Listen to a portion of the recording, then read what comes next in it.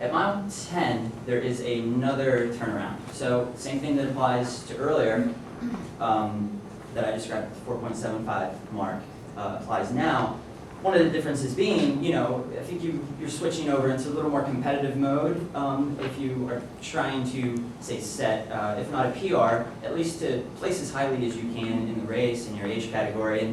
And really, maybe someone that arrives at that turnaround 10 seconds before you, and you can see when they do, you can see who it is, you see this, say, pack of people that, oh, I wish I were running with them. Well, you know how far ahead they are of you by using this turnaround. So when you turn, just sort of, you try to use the next few miles to really work up to them.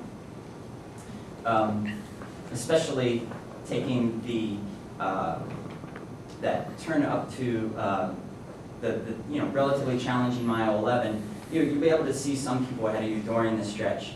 And when you get into the zoo around mile 12, things become a little narrow, and it's hard to see, say, someone that you were able to make out that was 50 meters ahead of you now might be disappearing because of some of the narrow turns or other things that are going on there. So you want to have an eye on them, a few miles, and don't hold quite everything, until the end.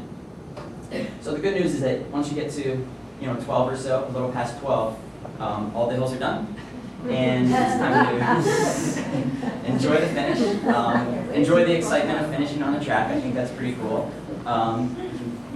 Within reason, test yourself in terms of leg speed. But mostly, you've done so much hard work, both in training and leading up to getting yourself to the finish. Take the last minute or so to really, feel good about what you're doing. It's a great race, and enjoy crossing the line.